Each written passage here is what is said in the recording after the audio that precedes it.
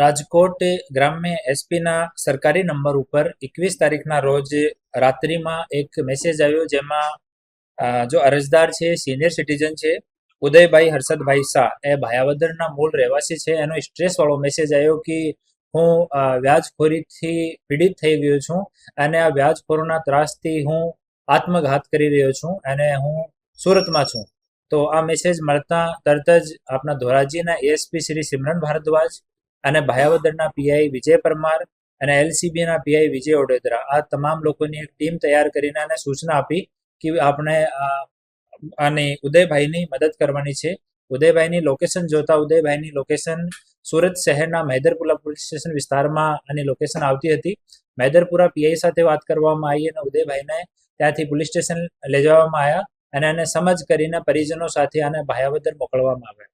ભાયાવદર આવતા જ ઉદયભાઈ સાથે પૂછતાછ કરી તો ખબર પડી કે ઉદયભાઈ 2020માં 2 લાખ રૂપિયા 10% વ્યાજથી વિશ્વરાજસિંહ ઉર્ફે વિશાલસિંહ બલવંતસિંહ ચુડાસમા, ભાયાવદરનો રહેવાસી છે, એના પાસેથી 2 લાખ રૂપિયા વ્યાજ પર લીધા હતા.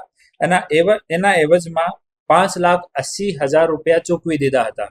તેમ છતાં આ જો વિશાલસિંહ ઉર્ફે વિશ્વરાજસિંહ છે, તો ઉદયભાઈની 18 વીઘા જેટલી વડીલો પાર્જિત જગ્યા ઉપર કબજો કરી લીધો, જેની બાજાર કિંમત આશરે 5 કરોડ રૂપિયા છે. અને આનો ઉપર કબજો કરીને ત્યાં પોતાના નામનો બોર્ડ નાખી દીધો અને એક પોતાનો મજૂર ત્યાં છોડી દીધો. જ્યારે આશરે 1 વર્ષ પહેલા આ ઉદયભાઈ એની સાથે વાત કરવા માટે ગયા હતા કે ભાઈ અમારી જમીન તમે ખાલી કરો, અને હું પૈસા ઓલરેડી 5,80,000 રૂપિયા 2 લાખની એવજમાં ચૂકવી દીધા. તો આને હથિયાર બતાવીને જાનથી મારવાની ધમકી પણ આપી.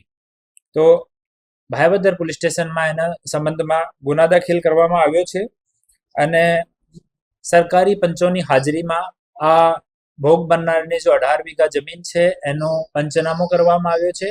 અને જ્યારે આ પંચનામાની કાર્યવાહી ચાલતી હતી ત્યારે આરોપી છે ઓ પોતાનો કબજો અહીંયાથી પોતાની ઈચ્છાથી રિમૂવ કરી દીધો અને હવે જમીન આને હેન્ડઓવર કરવાની કાર્યવાહી ચાલુ છે ભોગ બનનારને.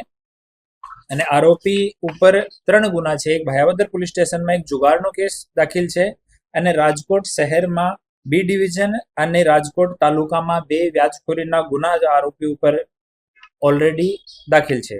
અને ભાયાવદર પોલીસ સ્ટેશનમાં બીએનએસની કલમ 308(5), 351(3), આર્મ્સ એક્ટ અને ગુજરાત નાણાં ધીરધાર કરનાર અધિનિયમ 2011 મુજબ ગુના દાખલ કરવામાં આવ્યો છે.